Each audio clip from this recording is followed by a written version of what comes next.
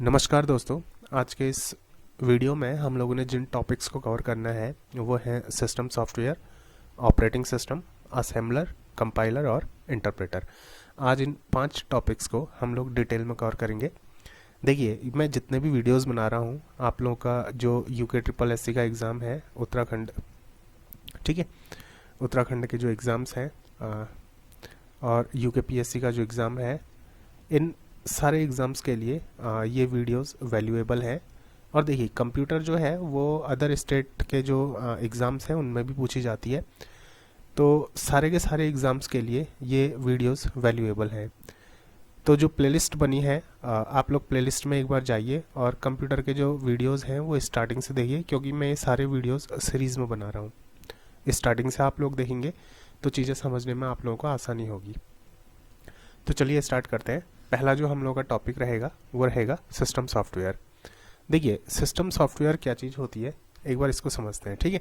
अगर मैं basic definition की बात करूं तो सिस्टम सॉफ्टवेयर क्या है, देखिए इसकी जो डेफिनेशन है, सिर्फ एक बार डेफिनेशन को पढ़िए, बाकी मैं इसको एक्सप्लेन करता हूं कि ये क्या चीज़ है। देखिए, प्रोग्रामिंग भाषा में लिखे गए निर्देशों की वह श्रृंखला, ठीक है, इस चीज़ को अंडरलाइन करना, निर्देशों की वह श्रृंखला जो कंप्यूटर सिस्टम के कार्यों को नियंत्रित करता है, ठीक है। अब एक बार इस चीज़ को समझते हैं कि ये जो डेफिनेशन लिखी गई है वो क्या चीज़ है। देखिए, होता क्या है, हमारा जो कंप्यूटर सिस्टम है या फिर मोबाइल सिस्टम है, ठीक है, कंप्यूटर या फिर मोबाइल सिस्टम, ये पूरा का पूरा किस पे चलता है, ये पूरा का पूरा चलता है प्रोग्रामिंग पे, ठीक है। ये पूरा का पूरा किस पे चलता है, प्रोग्रामिंग पे चलता है। कैसे चलता है उस चीज़ को देखिए। फॉर एग्जांपल, जैसे मान लीजिए आपका मोबाइल है, ठीक है, ये आप लोगों का मोबाइल है। इस मोबाइल पे क्या होगा कि कुछ डेटा होगा। अब ये डेटा कुछ भी हो सकता है, ये डेटा आपकी पिक्स हो सकती हैं, ठीक है, कोई इमेजेस हो सकती हैं, ये डेटा क्या हो सकता है, कोई वीडियोस हो सकते हैं, ठीक है, कुछ भी डेटा हो सकता है। तो अब देखिए होता क्या है कि यहाँ पे को आप लोगों का एक डिलीट का ऑप्शन है। अगर आपने इस डेटा को डिलीट करना है, आपने कुछ पिक्स डिलीट करनी है या फिर फ़ोटोज़ डिलीट करनी है, तो आप लोग क्या करेंगे, इन फ़ोटोज़ को सेलेक्ट करेंगे। सेलेक्ट करने के बाद यहाँ पे को जो डिलीट का आइकन होगा उसको प्रेस कर देंगे।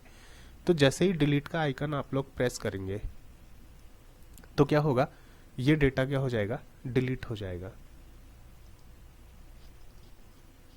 ये डेटा क्या हो जाएगा, डिलीट हो जाएगा। अब देखिए हुआ क्या, ये जो डिलीट का ऑप्शन था ना, ठीक है, ये डिलीट का ऑप्शन दरअसल क्या था, ये दरअसल एक प्रोग्राम था, ठीक है, ये दरअसल क्या था, एक प्रोग्राम था। जैसे ही आप लोगों ने डिलीट का ऑप्शन प्रेस किया, ये प्रोग्राम एक्टिवेट हो गया, ठीक है, ये प्रोग्राम एक्टिवेट हो गया। और जिन जिन चीज़ों को आप लोगों ने सेलेक्ट करना था, ये प्रोग्राम इन चीज़ों पे अप्लाई हो गया, ठीक है, ये प्रोग्राम क्या हो जाएगा, इन चीज़ों पे अप्लाई हो जाएगा और ये चीज़ें क्या हो जाएंगी, डिलीट हो जाएंगी। देखिए, एक चीज़ आप लोग ध्यान दीजिए कि आपके मोबाइल पे या फिर आपके कंप्यूटर पे जो भी डेटा है वो कभी डिलीट नहीं होता, ठीक है, डेटा कभी भी डिलीट नहीं होता। इवन अगर आप लोगों ने उसको डिलीट कर दिया है तभी भी वो डेटा डिलीट नहीं होता, ठीक है। आप ये मत सोचिए कि मैं आप लोगों को डरा रहा हूँ, ठीक है, इसमें डरने वाली कोई बात नहीं है। जैसे जब कभी क्या होता है, कोई साइबर क्राइम हो जाता है, ठीक है, मान लीजिए किसी ने कोई क्राइम कर रखा है, तो अब जो साइबर सेल वाले होते हैं, ठीक है, तो जो साइबर एक्सपर्ट होते हैं वो क्या करते हैं कि ये जो डेटा होता है, इस डेटा की छानबीन करते हैं। तो कैसे करते हैं, देखिए, दरअसल ये डिलीट क्या है, डिलीट एक प्रोग्राम है। ये प्रोग्राम क्या करता है, देखिए, ये डेटा को डिलीट नहीं करता है, ये दरअसल क्या करता है कि जो डेटा है, इस डेटा के ऊपर जैसे ही आप लोगों ने डिलीट दबाया, इस डेटा के ऊपर क्या होगा, एक परत चढ़ जाएगी। इस डेटा के ऊपर क्या हो जाएगा, एक परत चढ़ जाएगी इस तरीके से। ये अब ये जो परत है ना, जैसे ही ये परत इसके ऊपर चले जाएगी तो आपका जो डेटा ऑलरेडी था उसमें वो ढक जाएगा, वो आप लोगों को अब दिखाई नहीं देगा। फिर क्या होगा, ये जो परत चढ़ी है इसके ऊपर में आप दूसरा डेटा डाल सकते हैं, ठीक है। तो डिलीट क्या था, डिलीट एक ऐसा प्रोग्राम था, जैसे ही उसको प्रेस किया गया तो क्या हुआ कि जितना भी डेटा आप लोगों के मोबाइल में था उसके ऊपर में क्या हुआ, एक परत चढ़ गई। एक परत चढ़ गई तो एक नया स्पेस बन गया, एक नया स्पेस बन गया, ठीक है, एक नया स्पेस बन गया। इस नए स्पेस में आप लोग क्या कर सकते हैं, डेटा डाल सकते हैं।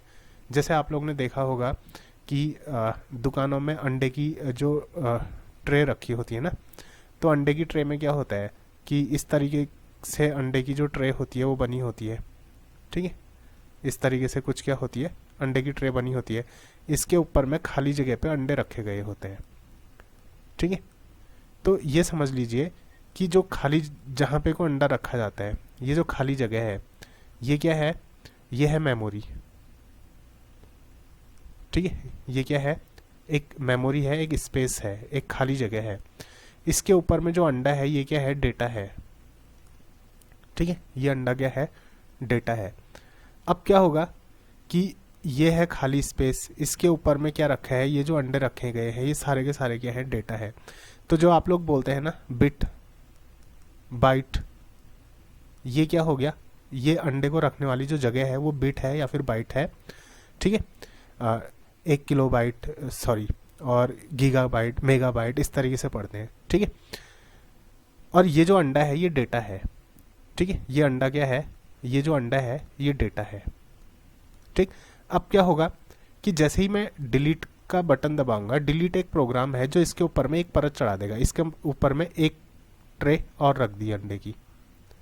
अब इस ट्रे के ऊपर में क्या होगा, इस ट्रे के ऊपर में और अंडे रखे जाएंगे। आप लोगों ने दुकान में देखा होगा एक के ऊपर एक ट्रे रखी होती है, तो कुछ इस तरीके से समझिए। फिर डिलीट का प्रोग्राम दबाया तो इसका मतलब आप लोगों ने एक ट्रे और रख दी है इसके ऊपर में, तो उसके ऊपर में ट्रे रखी है तो उसके ऊपर में और अंडे रख सकते हैं। तो इस तरीके से डिलीट क्या होता है, डिलीट एक प्रोग्राम होता है, ठीक है, जो क्या करता है कि एक परत चढ़ा देगा, उस परत के ऊपर में आप लोग क्या कर सकते हैं, और डेटा स्टोर किया जा सकता है। तो अब देखिए होता क्या है, जब कोई साइबर क्राइम, जब कोई क्राइम करता है तो जो साइबर ठीक है एक्सपर्ट होते हैं वो लोग क्या करते हैं कि ये जो परत चढ़ी है ना, इस परत को हटा देते हैं। जैसे ही ये परत हटेगी तो जो नीचे डेटा आप लोग ने डिलीट किया है वो डेटा उन लोगों को नज़र आ जाएगा। ये कुछ इस तरीके से होता है कि ये मोबाइल है, ठीक है, इस मोबाइल पे नीचे डिलीट का ऑप्शन है। तो जैसे ही आप लोग क्या करेंगे, इस डिलीट के ऑप्शन को, ठीक है, इस डिलीट के ऑप्शन को जैसे ही आप लोग प्रेस करेंगे तो ये देखिए एक परत चढ़ गई और खाली स्पेस बन गई, ठीक है। तो इसको क्या बोला जाता है, इसको, ये क्या हुआ आप लोगों का, ये हुआ डिलीट, ठीक। तो ओवरऑल क्या है कि जो कंप्यूटर सिस्टम है या फिर जो मोबाइल सिस्टम है वो किस पे काम करता है, वो प्रोग्रामिंग पे काम करता है, ठीक है। तो सिस्टम सॉफ्टवेयर होता क्या है, ये प्रोग्रामिंग का एक सेट होता है, ठीक है। प्रोग्रामिंग भाषा में लिखे गए जो निर्देश होते हैं उसका एक सेट होता है।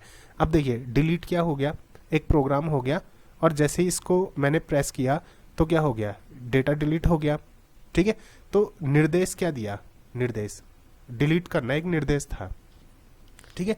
तो प्रोग्रामिंग भाषा में लिखे गए निर्देशों की एक श्रृंखला होती है जो कंप्यूटर सिस्टम के कार्यों को नियंत्रित करती है, ठीक है।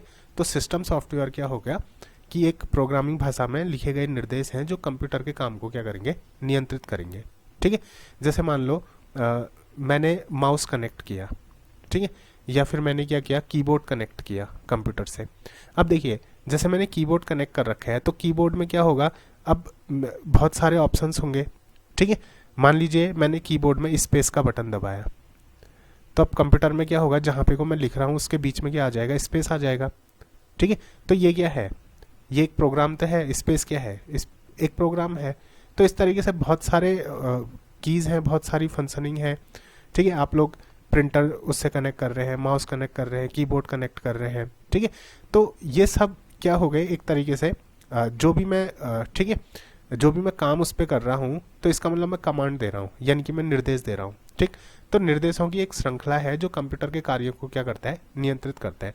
तो सिस्टम सॉफ्टवेयर क्या हुआ, सिस्टम सॉफ्टवेयर क्या हुआ, निर्देशों की, ठीक है, प्रोग्रामिंग भाषा में लिखे गए निर्देशों की श्रृंखला है, क्योंकि निर्देश जो लिखे जाएंगे ना वो प्रोग्रामिंग भाषा में ही लिखे जाएंगे, ठीक है। मैं ऐसा नहीं लिखूंगा कंप्यूटर में कि डिलीट हो जा और कंप्यूटर उस चीज़ को समझ जाएगा और डिलीट कर देगा, ऐसा नहीं होगा। एक प्रोग्रामिंग भाषा होगी जिस भाषा में कुछ निर्देश लिखे जाएंगे, क्योंकि कंप्यूटर है ना, मोबाइल है वो हमारी भाषा जो क्या समझता है, ठीक है, वो एक खास तरीके की भाषा समझता है। तो हम जो निर्देश दे रहे हैं, मतलब जो भी निर्देश देना चाहते हैं वो किसी प्रोग्रामिंग भाषा में लिखे जाएंगे। अब देखिए नॉर्मल आप और हम तो कोई निर्देश लिख नहीं सकते हैं, तो इसलिए हमारे पास जो मोबाइल होता है उसमें निर्देश ऑलरेडी होते हैं। वहाँ पे को मैसेज बॉक्स होता है, वहाँ पे को कैमरा होता है। आप कैमरा दबाएंगे तो मोबाइल को निर्देश मिल जाएगा कि हाँ कैमरा ऑन होना है, तो कैमरा ऑन हो जाएगा। आप डिलीट दबाएंगे तो मोबाइल को निर्देश मिल जाएगा कि हाँ डिलीट होना है, ठीक है, तो चीज़ों को डिलीट कर देगा। तो हमारे लिए निर्देश बने बनाए होते हैं, ठीक है। तो देखिए निर्देशों की वह श्रृंखला जो कंप्यूटर ये प्रोग्रामिंग भाषा में लिखे गए निर्देशों की वह श्रृंखला जो कंप्यूटर सिस्टम के कार्यों को नियंत्रित करता है, उसको क्या बोलते हैं, सिस्टम सॉफ्टवेयर बोलते हैं, ठीक है। आपके मोबाइल का कैमरा क्या है, एक तरीके का सॉफ्टवेयर तो है। वो सॉफ्टवेयर अगर हट गया आपके मोबाइल से तो कैमरा काम नहीं करेगा, ठीक है। वॉइस रिकॉर्डर क्या है, एक तरीके से क्या हो गया, सॉफ्टवेयर तो हो गया। वॉइस रिकॉर्डर अगर की सेटिंग अगर ख़राब हो जाएगी तो आप लोगों का क्या है, वो काम नहीं करेगा अच्छे से। तो ये सब क्या है, निर्देशों की एक श्रृंखला है जो प्रोग्रामिंग भाषा में लिखे गए हैं और ये कंप्यूटर के कार्यों को क्या करते हैं, नियंत्रित करते हैं, ठीक हो गया। अब देखिए ये जो सिस्टम सॉफ्टवेयर होता है ना, ठीक, सिस्टम सॉफ्टवेयर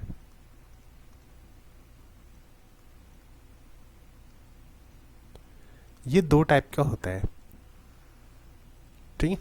सिस्टम सॉफ्टवेयर कितने प्रकार के होते हैं, दो प्रकार के होते हैं।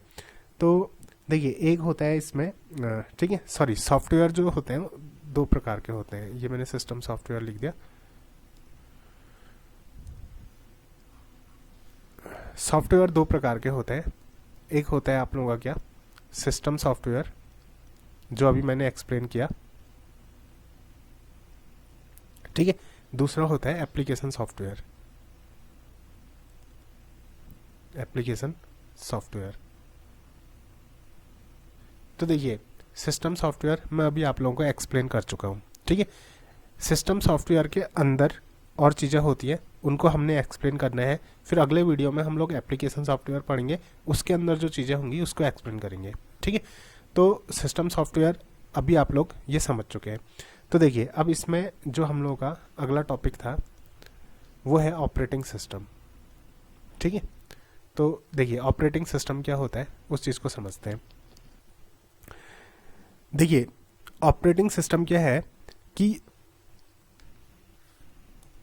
इस चीज़ को देखिए ऑपरेटिंग सिस्टम, ठीक है। देखिए डेफिनेशन के अकॉर्डिंग क्या है, इसमें वे प्रोग्राम शामिल होते हैं, ठीक है, शामिल होते हैं जो कंप्यूटर के विभिन्न पार्ट्स के कार्यों को नियंत्रित करते हैं। बात समझ में आई, विभिन्न पार्ट्स के कार्यों को नियंत्रित करते हैं। देखिए अब जैसे आप लोगों ने कंप्यूटर से क्या जोड़ा, कीबोर्ड जोड़ा, ठीक है, आपने कंप्यूटर से क्या जोड़ा, कीबोर्ड जोड़ा। अब कीबोर्ड के काम को कंट्रोल करने के लिए कोई ना कोई तो प्रोग्राम होना चाहिए, वरना कंप्यूटर, आप लोग खुद बताइए कंप्यूटर को कैसे समझ में आएगा कि मुझसे कीबोर्ड जोड़ दिया है, कंप्यूटर को पता नहीं चलेगा ना। तो एक कोई ना कोई क्या होगा, एक प्रोग्राम होगा जो कंप्यूटर को ये बताएगा कि हाँ कीबोर्ड जुड़ चुका है। तो कीबोर्ड के कार्यों को नियंत्रित करना है। कंप्यूटर से आप लोगों ने माउस को जोड़ा, ठीक है, कंप्यूटर से आप लोगों ने कोई पेन ड्राइव जोड़ी, आपने अपने मोबाइल पे कोई ठीक है मेमोरी कार्ड इंसर्ट किया, ठीक है, कंप्यूटर पे आप लोगों ने कोई ग्राफिक कार्ड डाला, कुछ भी डाला। तो देखिए ये कंप्यूटर के जो अलग अलग पार्ट्स हैं ना, इन पार्ट्स को नियंत्रित करने के लिए जो प्रोग्राम होते हैं वो सब किस में आएंगे, ऑपरेटिंग सिस्टम में आएंगे, ठीक है। तो क्या होता है, इसमें वे प्रोग्राम शामिल होते हैं जो कंप्यूटर के विभिन्न पार्ट्स के कार्यों को नियंत्रित करते हैं, ठीक। ये सब के सब क्या होंगे, ऑपरेटिंग सिस्टम के अंदर आ जाएंगे।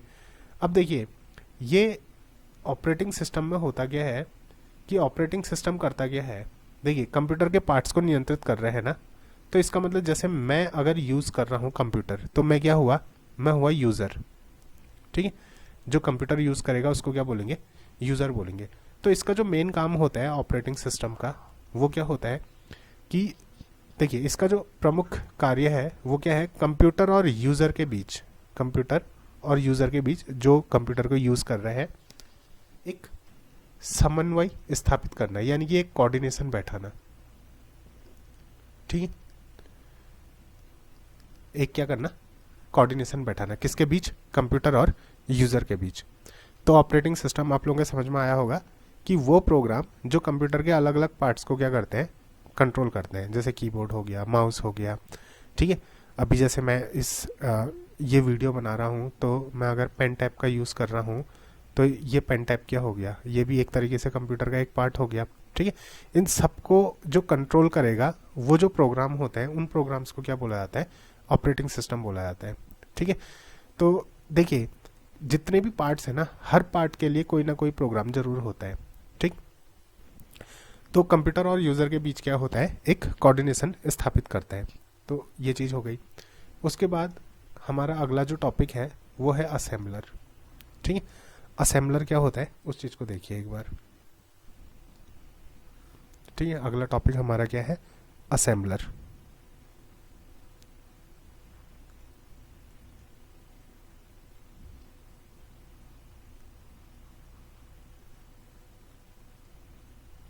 ठीक, असेंबलर। देखिए अब क्या होता है ना, जैसे कुछ ऐसे टर्म्स हैं जो मैं आप लोगों को आने वाले वीडियोस में समझाऊंगा, ठीक है। जैसे क्या हो गया, असेंबली लैंग्वेज हो गई, हाई लेवल लैंग्वेज हो गई, ठीक है। तो ये हाई लेवल लैंग्वेज क्या होती है, असेंबली लैंग्वेज क्या होती है, ये सब मैं आने वाले वीडियोस पे, ठीक है, इनको एक्सप्लेन करूंगा। देखिए असेंबलर क्या होता है, असेंबलर एक ऐसा प्रोग्राम होता है, ठीक है। इसको मैं डेफिनेशन ऑलरेडी मैंने लिखी नहीं है, इसको मैं लिख देता हूँ। असेंबलर, ठीक है, एक ऐसा प्रोग्राम होता है, एक ऐसा प्रोग्राम होता है, ठीक है, प्रोग्राम होता है। असेंबलर एक ऐसा प्रोग्राम होता है जो असेंबली भाषा में लिखे गए किसी प्रोग्राम को पढ़ता है, जो असेंबली भाषा में लिखे गए, असेंबली भाषा में लिखे गए, ठीक है, असेंबली भाषा में लिखे गए किसी प्रोग्राम को पढ़ता है, लिखे गए किसी प्रोग्राम को पढ़ता है, प्रोग्राम को पढ़ता है, प्रोग्राम को पढ़ता है और उसका अनुवाद मशीनी भाषा में करता है, और उसका अनुवाद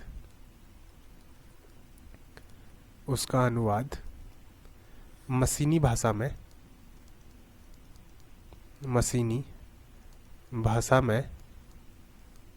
करता है, उसका अनुवाद मशीनी भाषा में करता है, ठीक। तो देखिए असेंबलर क्या है, असेंबलर भी एक प्रोग्राम है जो करता क्या है, देखिए जो असेंबली भाषा में लिखे गए प्रोग्राम होते हैं, ठीक है। देखिए अलग अलग लैंग्वेजेस होती हैं, जैसे हाई लेवल लैंग्वेज हो गई, और इसी के अंदर कुछ लैंग्वेजेस आती हैं, जैसे आप लोगों ने पढ़ा होगा सी लैंग्वेज हो गई, C++ हो गई, HTML हो गई, ठीक है। तो PHP हो गई। तो बहुत सारी लैंग्वेजेस होते हैं, जैसे फेसबुक है, ठीक है। फेसबुक कौन सी लैंग्वेज में लिखा है, देखिए एग्जैक्टली तो मेरे को याद नहीं है, हाँ PHP में लिखा है, ठीक है, शायद ये PHP में लिखा है। फेसबुक की लैंग्वेज क्या है, PHP है। तो अब एग्जैक्टली मेरे को पता नहीं है, फिर भी मैं कंफर्म करके बताऊंगा, आप लोग भी एक बार इसको क्रॉस चेक कर लेना, ठीक है, नेट वगैरह पे, शायद PHP लैंग्वेज पे लिखा है। तो देखिए अलग अलग जो प्रोग्राम होता है ना, फेसबुक क्या है, एक तरीका पूरा का पूरा प्रोग्राम तो है फेसबुक एक तरीके का, ठीक है। तो ये कौन सी लैंग्वेज में लिखा गया है, PHP लैंग्वेज में, ठीक है। और एग्जैक्टली मैं एकदम कंफर्म नहीं हूँ, आप लोग एक बार कंफर्म करिएगा इसको, ठीक। तो देखिए क्या होता है कि अलग अलग टाइप की क्या होती है, लैंग्वेजेस होती हैं। तो असेंबलर करता क्या है, देखिए जो असेंबली भाषा में लिखे गए प्रोग्राम होते हैं उनको क्या करेगा, रीड करेगा, पढ़ना यानी कि रीड करना। जैसे आप लोग अपना मोबाइल ऑन करते हैं, ठीक, जैसे आप लोगों ने मोबाइल स्विच ऑफ किया है, स्विच ऑन किया, ऑन करने के बाद कुछ देर तक ये क्या करता है, पूरे मोबाइल को रीड करता है, जो इसको पूरा ऑन होने में टाइम लगता है, ठीक है। तो वो क्यों लगता है, क्योंकि ये आपके मोबाइल में जितना भी डेटा होगा उस पूरे डेटा को क्या करेगा, रीड करता है, ठीक है। और रीड करने के बाद ये ऑन हो जाता है। तो असेंबलर क्या होता है, असेंबलर एक ऐसा प्रोग्राम है जो असेंबली भाषा में लिखे गए प्रोग्राम को पढ़ता है, यानी कि रीड करता है, और उसका अनुवाद क्या करता है, मशीनी भाषा में करता है, यानी कि मशीन लैंग्वेज में उसका अनुवाद करेगा। ठीक है, मशीन लैंग्वेज में क्या करेगा, उसका अनुवाद करेगा। क्यों मशीन लैंग्वेज में अनुवाद क्यों करना है? क्योंकि देखो जैसे कंप्यूटर है ना, ठीक है, वो केवल एक खास लैंग्वेज को समझता है। कंप्यूटर को बाकी कोई लैंग्वेज समझ में नहीं आती है, कंप्यूटर को केवल एक खास लैंग्वेज समझ में आती है, 0 और 1 वाली। तो अब कोई सी भी लैंग्वेज है ना, उसको पहले मशीन लैंग्वेज में बदलना पड़ेगा। ये कंप्यूटर की लैंग्वेज है। मशीन लैंग्वेज क्या है? मशीन लैंग्वेज है कंप्यूटर की लैंग्वेज। ठीक है, तो कोई सी भी लैंग्वेज है उसको पहले किस में बदलना पड़ेगा, मशीन लैंग्वेज में बदलना पड़ेगा। फिर जब वो मशीन लैंग्वेज में बदलेगी तब जाके कंप्यूटर समझेगा, अरे हाँ ये चीज़ बोल रहे हैं करके। ठीक है, मान लीजिए मुझको हिंदी समझ में आती है, अब मेरे सामने अगर कोई चाइनीज़ बोल रहे हैं तो मेरे समझ में नहीं आएगी ना। तो मेरे को क्या करना पड़ेगा, एक ऐसा बंदा लाना पड़ेगा जो क्या करेगा, इस चाइनीज़ लैंग्वेज को क्या करेगा, पहले खुद समझेगा और उसके बाद उसको बदलेगा, किस में, हिंदी में बदलेगा, और मुझको बताएगा कि हाँ ये जो चाइना में चाइनीज़ लैंग्वेज में जो कुछ भी बोला गया है उसकी ये मीनिंग है करके, तभी तो मेरे समझ में आएगी। तो वैसा ही कंप्यूटर का भी है, कंप्यूटर की अपनी एक भाषा है मशीन लैंग्वेज। तो देखिए कोई भी प्रोग्राम, कोई भी ठीक है, जैसे कोई भी चीज़ लिखी गई है किसी भी लैंग्वेज में लिखी गई है तो उसको मशीन लैंग्वेज में बदलना पड़ेगा सबसे पहले। तो असेंबलर का काम क्या होता है, असेंबलर का काम ये होता है कि असेंबलर एक प्रोग्राम है दरअसल, ठीक है, जो असेंबली लैंग्वेज को किस में कन्वर्ट करता है, ठीक है, किस में कन्वर्ट करेगा, मशीन लैंग्वेज में, ताकि कंप्यूटर उसको समझ सके। ठीक, तो देखो असेंबली लैंग्वेज में लिखा गया जो प्रोग्राम होता है ना, ठीक है, असेंबली लैंग्वेज में लिखा गया प्रोग्राम,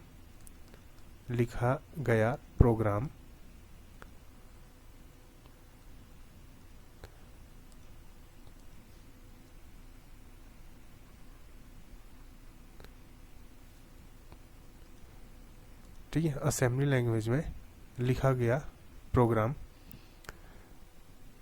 असेंबली लैंग्वेज में लिखा गया प्रोग्राम, देखो इसको बोलते हैं, ठीक है, इसको बोलते हैं सोर्स प्रोग्राम। लिखा गया प्रोग्राम सोर्स प्रोग्राम कहलाता है। ठीक है, असेंबली लैंग्वेज में जो प्रोग्राम लिखा गया है उसको क्या बोलते हैं, सोर्स प्रोग्राम बोलते हैं। ठीक, और जब उस सोर्स प्रोग्राम को मशीन लैंग्वेज में बदल दिया जाता है, ठीक है, जब सोर्स प्रोग्राम को मशीन लैंग्वेज में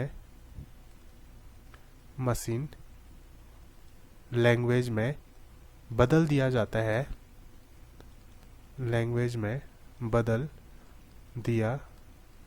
है,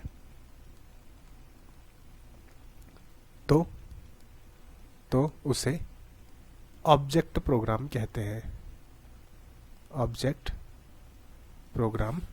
कहते हैं। ठीक है, बात समझ में आई? जब क्या होता है, देखिए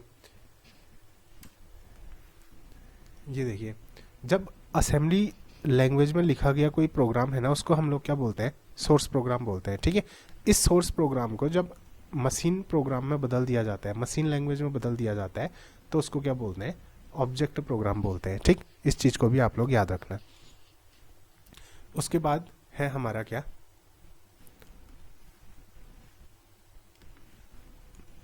अगला जो टॉपिक है वो है कंपाइलर। ठीक है, देखिए कंपाइलर क्या होता है,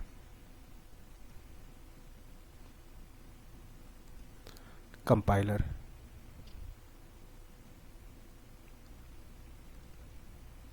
ठीक, कंपाइलर देखिए कंपाइलर क्या होता है, ये एक हाई लेवल प्रोग्रामिंग लैंग्वेज को, ठीक है, मशीन लैंग्वेज में बदलता है। हाई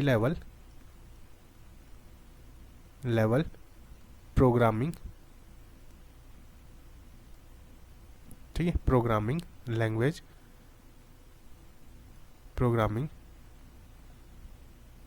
लैंग्वेज को मशीन लैंग्वेज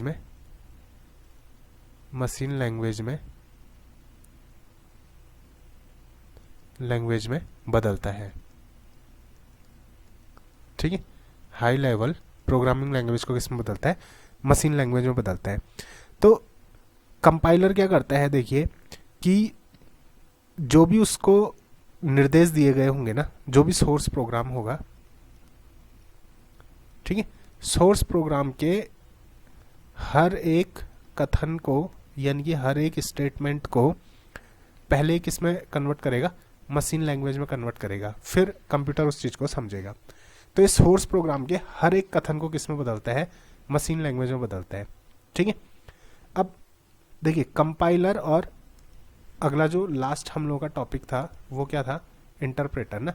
देखिए कंपाइलर और इंटरप्रेटर दोनों एक जैसी चीज होती है। ठीक है,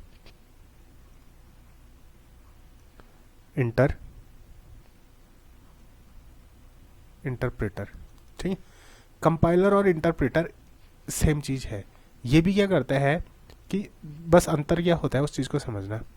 हाई लेवल, ठीक है, high level programming language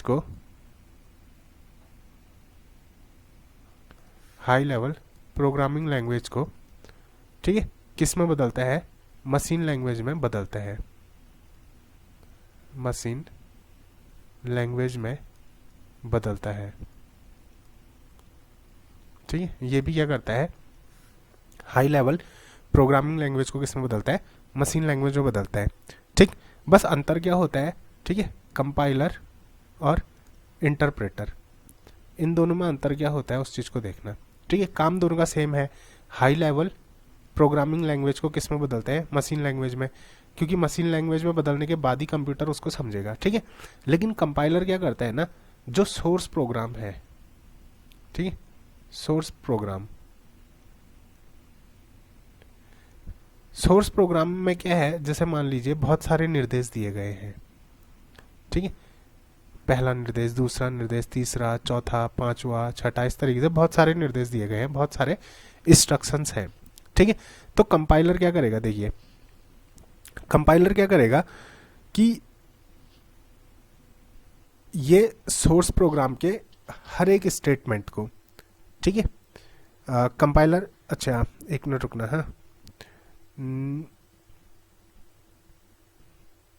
sorry, interpreter जो होता है, इंटरप्रेटर करता है सोर्स प्रोग्राम के हर एक कथन को मशीन लैंग्वेज में। सॉरी, ये थोड़ा सा उल्टा हो गया है। कंपाइलर और इंटरप्रेटर का काम सेम है, हाई लेवल लैंग्वेज को मशीन लैंग्वेज में कन्वर्ट करना, लेकिन अंतर क्या है उस चीज को देखिए। ये थोड़ा सा उल्टा हो गया है। हाँ, एक बार मैं इसको मिटा देता हूँ।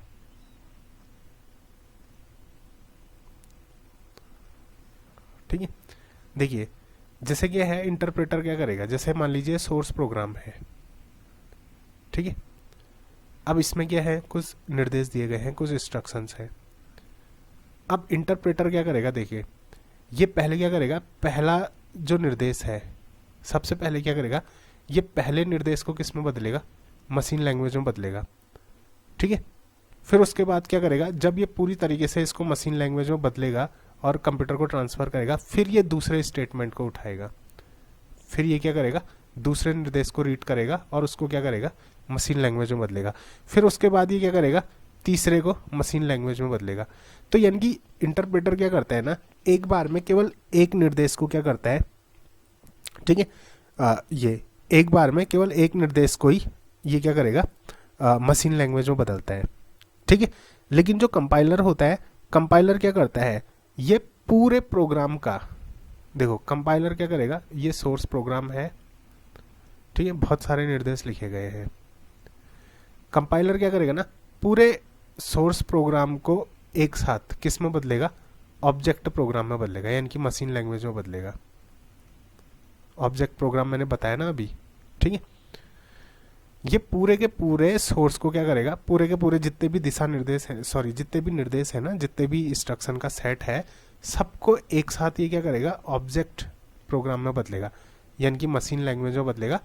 ठीक है, और इंटरप्रेटर क्या करेगा, ये एक एक स्टेटमेंट करके पहले एक निर्देश को बदलेगा, फिर दूसरे निर्देश को बदलेगा, फिर तीसरे निर्देश को बदलेगा। तो है क्या, कंपाइलर में एक ऑब्जेक्ट प्रोग्राम जनरेट होता है, ठीक है। एक ऑब्जेक्ट प्रोग्राम क्या होता है, बनाया जाता है, फिर वो जो ऑब्जेक्ट प्रोग्राम है यानी कि मशीन लैंग्वेज में बदल दिया, उसी को हम क्या बोलेंगे, ऑब्जेक्ट प्रोग्राम बोलेंगे। तो कंपाइलर में क्या होता है, एक ऑब्जेक्ट प्रोग्राम बनता है, लेकिन इंटरप्रेटर में कोई ऑब्जेक्ट प्रोग्राम नहीं बनता, ठीक है, ऑब्जेक्ट प्रोग्राम नहीं बनता, ठीक है। बात समझ में आई कि कंपाइलर में क्या होगा, एक ऑब्जेक्ट प्रोग्राम बनेगा। क्यों, क्योंकि ये जो सोर्स प्रोग्राम है ना, पूरे सोर्स प्रोग्राम को एक साथ क्या करेगा, ऑब्जेक्ट प्रोग्राम में बदलेगा, और फिर उस मतलब एक साथ मशीन लैंग्वेज में बदल देगा। मशीन लैंग्वेज में बदलने का मतलब ही क्या हो गया कि ऑब्जेक्ट प्रोग्राम में बदल दिया है। तो कंपाइलर में क्या होता है, एक ऑब्जेक्ट प्रोग्राम जनरेट होता है, लेकिन इंटरप्रेटर में कोई ऑब्जेक्ट प्रोग्राम जनरेट नहीं होता, ठीक है। एक चीज़ तो ये हो गई। दूसरा क्या है कि जो कंपाइलर है ना, देखो वो क्या करेगा कि पूरे सोर्स प्रोग्राम को पहले एक साथ क्या कर लेगा, ऑब्जेक्ट प्रोग्राम में बदल देगा, तो उसके बाद सोर्स प्रोग्राम की कोई ज़रूरत नहीं है, ठीक है। एक बार क्योंकि वो ऑब्जेक्ट प्रोग्राम में बदल गया तो अब सोर्स प्रोग्राम की ज़रूरत नहीं है। लेकिन इंटरप्रेटर में क्या हो रहा है, देखो ये एक बार में केवल एक निर्देश को किस में बदल रहा है, ठीक है, मशीन लैंग्वेज में, यानी कि ऑब्जेक्ट प्रोग्राम में बदल रहा है। तो इसको ऑब्जेक्ट प्रोग्राम नहीं बोलेंगे, क्योंकि ऑब्जेक्ट प्रोग्राम जब सारे निर्देशों को एक साथ बदलेगा तब उसको ऑब्जेक्ट प्रोग्राम बोलेंगे। फिलहाल ये क्या कर रहा है, एक कथन को इसने मशीन लैंग्वेज में बदला, फिर अब इसको दूसरे कथन को मशीन लैंग्वेज में बदलना है ना, दूसरे निर्देश को मशीन लैंग्वेज में बदलना है, तो सोर्स प्रोग्राम की ज़रूरत पड़ेगी नहीं पड़ेगी, बताओ। तो इंटरप्रेटर में क्या होता है कि हर बार सोर्स प्रोग्रामिंग की ज़रूरत पड़ती है। यहाँ पे को क्या होता है कि एक बार सोर्स प्रोग्रामिंग है उसको मशीन लैंग्वेज में बदल दिया, यानी कि ऑब्जेक्ट प्रोग्राम में बदल दिया, फिर उसके बाद सोर्स प्रोग्रामिंग की कोई ज़रूरत नहीं पड़ेगी। लेकिन यहाँ क्या है, पहले एक कथन को बदल रहा है, फिर दूसरा कथन बदलना है, तो क्या है, सोर्स प्रोग्राम की ज़रूरत तो पड़ेगी। फिर तीसरा कथन बदलना है तो ये सोर्स प्रोग्राम की ज़रूरत पड़ेगी। तो यहाँ इंटरप्रेटर में क्या होता है, सोर्स प्रोग्राम की ज़रूरत पड़ती है, और कंपाइलर में क्या होता है, सोर्स प्रोग्राम की ज़रूरत नहीं पड़ती।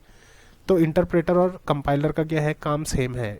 कंपाइलर क्या कर रहा है, हाई लेवल प्रोग्रामिंग लैंग्वेज को मशीन लैंग्वेज में बदल रहा है। इंटरप्रेटर भी क्या कर रहा है कि हाई लेवल प्रोग्रामिंग लैंग्वेज को मशीन लैंग्वेज में बदल रहा है। बस अंतर क्या है कि जो कंपाइलर है वो पूरे के पूरे निर्देशों को एक साथ मशीन लैंग्वेज में बदल देता है। इंटरप्रेटर क्या कर रहा है कि एक एक करके, एक एक कथन करके, ठीक है, मशीन लैंग्वेज में बदल रहा है। तो कंपाइलर में सोर्स प्रोग्राम की ज़रूरत नहीं होती है, मतलब एक बार काम हो जाने के बाद, और इंटरप्रेटर में हमेशा सोर्स प्रोग्रामिंग की ज़रूरत रहती है, ठीक है। तो ये सारे के सारे टॉपिक्स हमारे क्या हो चुके हैं, कवर हो चुके हैं।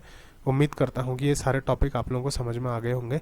मिलते हैं अगले वीडियो में, तब तक के लिए धन्यवाद, नमस्कार।